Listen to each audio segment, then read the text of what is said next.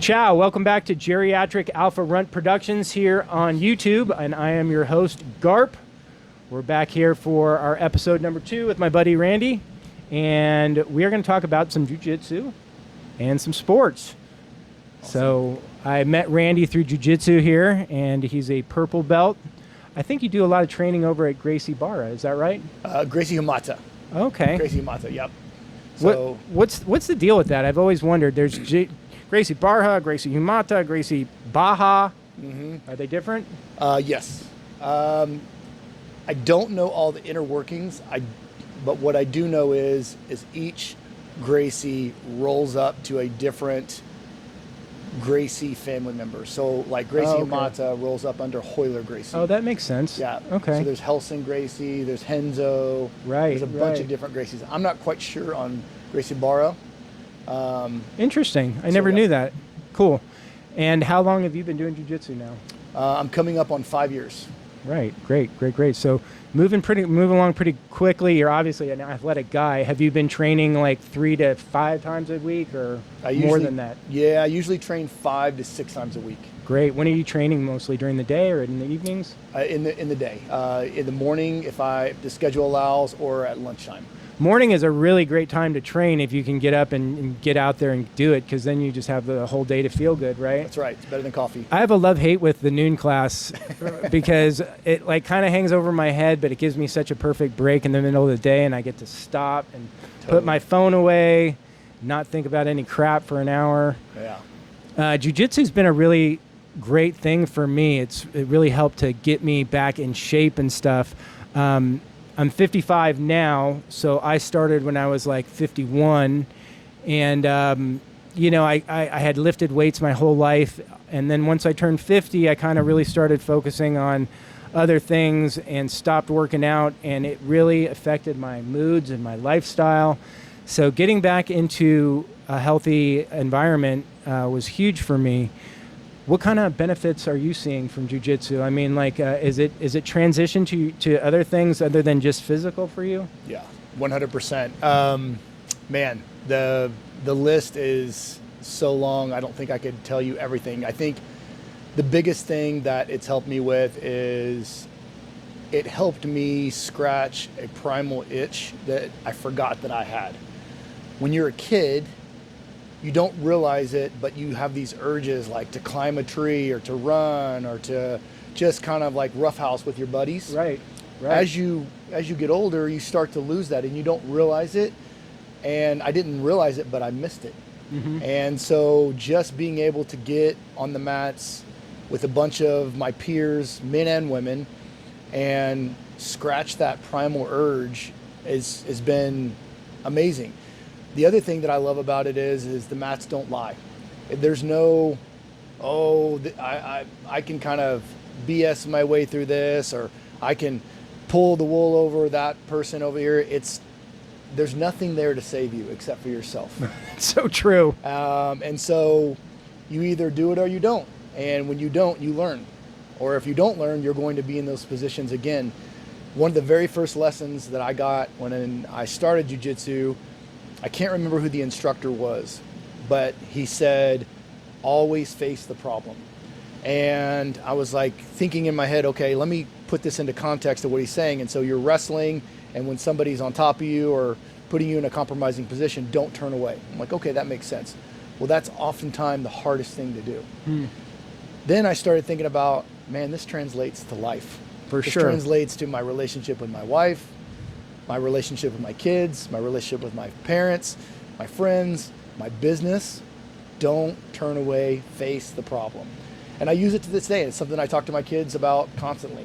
You know, my kid will come home, one of my boys will come home and say, I've had this happen at school and I don't know what to do. And I say, well, what do we learn in jiu-jitsu? Always face the problem. And so it's something that it's not just on the mats. I'm constantly thinking about, okay, and what it has allowed me to do is fall in love with getting uncomfortable, because that's what jiu-jitsu is. How can I make myself the most uncomfortable, and how can I work my way out of it? It's a problem solving at the highest levels, because if I make a mistake, you're going to choke me. Mm-hmm. And although we're buddies and I'm going to tap and we're going to stop, Your body doesn't know that. Your brain, all the alarm bells start going off going, you're about to die. And so how do I get into those positions and then get out of those positions? And how can I build that mechanism that I'm okay to do that in my life? I love what you just said, face the problem, because one of my favorite business analogies is always address the issue, address the problem. I tell that to my guys because unfortunately, like, things happen in the field and, there's like a frayed wire and it's not causing a problem yet. And they just leave it there and they run away. And it's like, if you see an issue, address the issue. Don't turn away. Even if you don't see it, it's not a problem now. If you know it's a problem, you have to address it. That's like a cardinal rule of business. And when you bring it into jiu-jitsu, because there's so much about jiu-jitsu that you can bring in. One of the things that really was kind of interesting for me on Saturday, as I was watching UFC, the headliner was Brendan Allen and this Reiner de Ritter guy, and the guy didn't get off the stool for the 4th round. Yeah. And everybody made a really big deal about it. And, the guy was clearly going to go out there and probably lose in that 5th round. And his coach made the decision to get him out of there, which was the right decision, to not let the guy go in there and get punished anymore. And everybody wanted to say that he quit. He quit. And jiu-jitsu is so full of that, when you've got someone on you and they're choking you and you're trying to decide when's the right time to quit.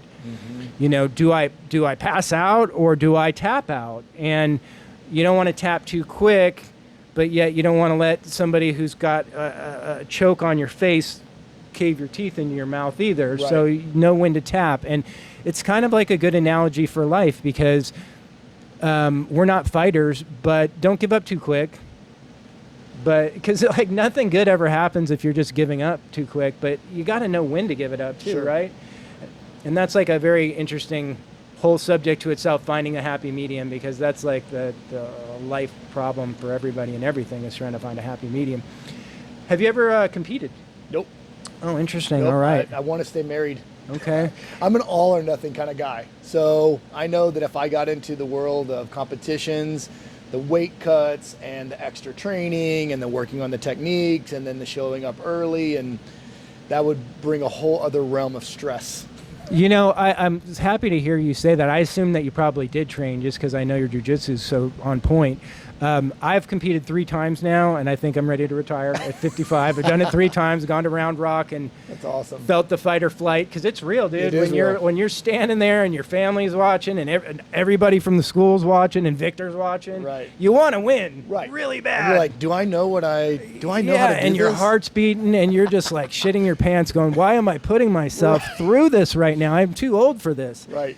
And the last time I did it, I could promise my wife that this would be the last time, because I was like, I don't want to say I was miserable, but, it really does preoccupy you. The whole week leading into it, I'm dieting, and I'm focusing, and I'm getting nervous. And, after it's over, it's really great, and you realize it was all fun. But it really does take a lot out of you. So I think that I'm about done now. I was really inspired to see Mike White, who's a 60-year-old guy, go out there and win Worlds recently. I don't know if you took note on that or not. So it kind of inspired me to, and my wife's like, are you kidding me? I thought you promised me we were done with this shit. So, well, maybe. We'll see. We'll see. If a bunch of guys are going to Vegas, though, I don't know. So we'll see. I don't want to ever say never. Something before we could move on that. Going back to what you're talking about, and that those 3 times that you competed, you get a little taste of what it's like for maybe not just UFC guys, but guys that compete competitively in jiu-jitsu or compete competitively in golf or tennis or business. Like they always say it's lonely at the top. Everybody wants to do the thing, and then it gets difficult, right? Like it gets difficult. Like those are really, really hard things, and it's cool that you put yourself through that. Like I know that I would enjoy it and hate it just like you, because it's like, why am I doing this? Right. But I'm learning so much, but this sucks, but all of it, and then you walk away and you have good perspective with it. But still, there are different breeds of people in this world that love to feed off of that. And then you wonder, like, okay, well, I saw this athlete get into trouble with the law or domestic violence, and you don't realize like how much they put themselves through. They pressure cook themselves, and then when it's all done, they're just like, Right. It's hard to hang on to it. And they've been like keeping their diet in check, probably not drinking, and then these guys a lot of times fall off the deep end with alcohol and stuff like that. The top and blows. that's like a whole subject for another talk. But I mean, I've been sober for 25 years, and I mean, it's part of a personality that we have. The reason that I'm like successful in business is because I try really hard. Sure. The reason that I am successful at a lot of different things or are good at things is because I try really hard. And then if you're drinking, you drink really hard. Exactly. And it's like you don't know how to do things at a moderate level. And that, these athletes, these top of the food chain athletes, I mean, gosh, John Jones, perfect example, of a guy who's like, gosh, that you wouldn't want to be on his bad side after a night of partying. I mean, my goodness, it'd be a mess. Let's talk about baseball for a sec. I didn't know that you were so into baseball. So you had some collegiate baseball time? Yep. Tell me about that. Played college baseball and bounced around a couple different schools, and actually grew up here in Central Texas. I went to Pflugerville High School, and I played a bunch of different positions, but I got an opportunity to play catcher in college. Wow. So went and played at UT Arlington for a year, and then went to Angelina College for a couple years in Lufkin, and that actually, and then I finished at Southwest Texas, now Texas State. But the junior college portion of my baseball collegiate career was probably the most fun. You play a lot of baseball. You play with guys that all walks of life. Right. There's a certain caliber of athlete and then also person that gets into Division I school. It's not the case with junior college. Okay. If you've ever seen any of those shows on Netflix, Last Chance U, right. That's very true. It's very true in baseball too. And so, I mean, there were guys that I played ball with that came from like Southeast Texas down into Louisiana that barely could read, barely could hold a conversation with you. But I tell you what, they could play some baseball. So it's changed a lot now, because from what I understand, the kids of today who are really focused on trying to get to the next level don't even play high school baseball anymore. They're playing like club teams, and they travel, and it's super cost driven. Like they got to pay all kinds of money to be on the program, right. And it's like much more professional. But then they're getting this avenue into the minor leagues, where then they're not playing college baseball anymore either. Right. So it's like an interesting thing that's happening, because when I was young, everybody was trying to go to UT or going to USC to get a baseball scholarship, and now kids are trying to get signed out of high school. Sure. And they always were. Let's not act like there weren't kids getting signed out of high school, but the focus to get signed out of high school is by taking that avenue of the traveling teams and things like that. It's a much more focused thing. I guess it's like that in almost anything, though, because I mean, like, think about gymnastics, and I mean, gosh, I'm even hearing about kids who do jiu-jitsu full time. They don't go to school. I want to say the Ryan boys didn't go to, like, they dropped out of high school and did like a full-time jiu-jitsu program, and that's not even a mainstream sport, for crying out loud. At least basketball was ahead of it for a long time, not allowing these kids to go right out of high school into the pros, forcing them to go into what was it, the European leagues and things like that for basketball. Still getting paid, of course. And part of me thinks that's not such a bad thing. I mean, your window in athletics is so short. If you can go get paid at 18, why wouldn't you? I think there's pros and cons for both sides. I think that, if everything is driven so much towards professional, a lot of stuff gets skipped over. For instance, like if we go back to jiu-jitsu and we come in, or you come into a gym, and let's say maybe I'm running the academy, and I say, hey man, you're a great athlete. We're going to get you a black belt as soon as possible. Well, that doesn't necessarily translate into you being the best practitioner that you could be. There is time on the mat that you can't trade for anything. There's time that you getting smashed that you can't trade for anything. And just progressing as fast as possible just to get you the thing, I'm doing you a disservice. And you're not the best version of whatever we're talking about you are. So like these kids that, hey, my goal is to become a pro athlete, that's awesome. But in order to become a pro athlete, you've got to do the most basic of the basic of the basic, the best. Like, you hear all these stories about Kobe Bryant and guys that would watch him train, and he would do the most fundamental of the most fundamental training programs. And people were like, this is boring. But he was so good at those. And then when the lights are on and it's time, those fundamentals, they fall into place. He's not skipping it and trying to dunk on somebody that he can't dunk on because he hasn't worked through the fundamentals to get to that spot. I noticed that a lot of the guys who are good at jiu-jitsu use the fundamentals. That the guy who's on top of everything right now, this guy Adam Wardinsky. Oh man! If you watch him, he's just him. Like he's so like bland, and it's like, my God, he's so like basic, and he just does everything perfect and technical, and he's not doing anything wild. He's not doing wild arm bars, or I mean, he's just really technically sound. So it's backs what you're saying on that. The guy that I train under at Gracie Hamata, Paulo Brandao, he got his black belt in 1996. He's getting ready to get his coral belt. He'll get his coral belt, I believe, either November or December. Wow.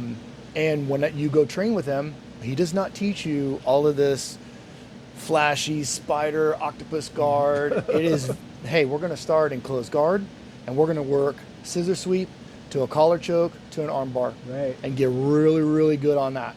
Because if you have the fundamentals, that stuff works on the highest of the high levels. So that's the kind of stuff that I really, really look at. Like, for instance, my boys both play baseball. My oldest son is fairly good in baseball. And we're starting to get into that realm of, okay, let's get into the travel baseball and let's do all the extra stuff. Right. And I'm just kind of thinking in my head, like, I did the travel baseball, but I didn't start until I was 14.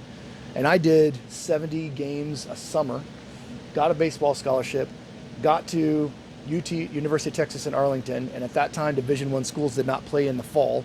So we were going to just practice in the fall, and then we would start playing in the spring. And I was like, I'm so excited. We're not going to have games. That's not how it goes when you go to Division I baseball. When you go to Division I baseball, it's a competition every single day, right, which I did not realize. So when I got there were 8 freshmen there. We start practicing, we start doing inter squads, and we're behind.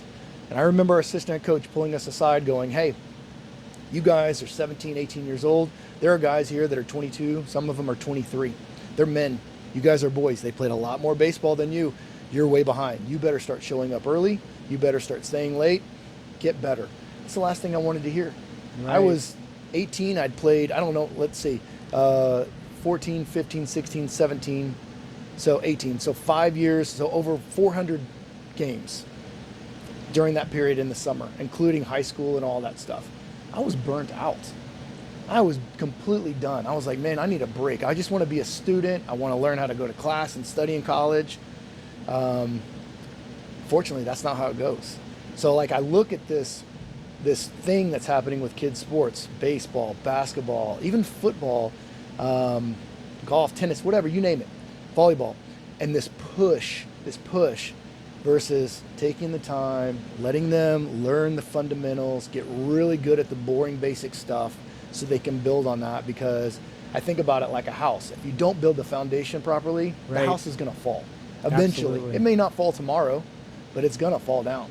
My house fell down when I got to college, and I'm like, oh my gosh, my foundation is not there. And I had to basically start all over again when I was 18, and the other guys were already off to the races. I think that's one of the biggest things that kids have to learn is that no one is good, really good at something without practice. It's like we all want to be the best at something with minimal work, and it's like it's not like that. Michael Jordan was the best because he tried, because he practiced hard. It's like people don't understand the hours of time that it takes to be the best, and the best do, because the best know the time that they put into something. So it takes time to learn that, though, right? Yeah, I mean, it takes life lessons. That's the thing, and it's like sometimes you're just going to get it. Like sometimes you're going to be able to play. Like there's a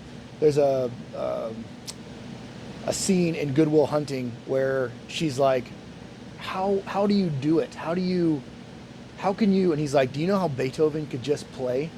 I can just play. There are some people that can just play. Right. Right?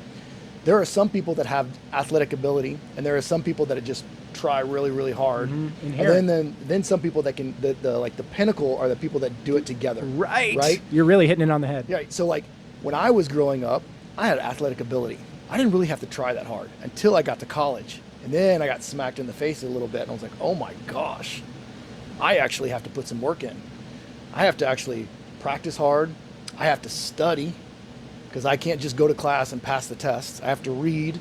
I have to like take care of my responsibilities, and then I have to rely on my athletic ability too. So that's going back to like our beginning conversation. Why do you like jiu-jitsu so much? You can't just be athletic. Right. Like there are guys that come in that are super athletic that we probably both trained with. And you're like, man, that guy's really good. But they don't do all the stuff, and there's holes in their game, and you can catch them, and they're like, they get frustrated, and you're like, you're not doing the work. It's interesting that you said that you saw yourself, at least when you were young, as having a lot of talent and not giving as much of the effort, like that it was more weighted on the talent than the effort side. Sure. And then I always saw myself as the kid who wasn't as talented, but I would always try super hard. I was always smaller, and like Pete Rose was always my idol, the way he'd run to first base. Yeah, so I Charlie emulate that. Yeah, and like I literally as a kid would get hustle awards, and my dad told me that's so cool, and I thought, hey, it somehow got on me to try. If you try harder, you usually can win. Yep. So like you said, but I lacked that. The skills. So if you can find somebody with the right mentality who has that inherent skill and marry that, that's when you've got the unstoppable force for sure. Yep. Good stuff. All right, we're going to wrap this one up and come back and talk about kids next, and maybe even some collectibles after that. Thanks for joining us.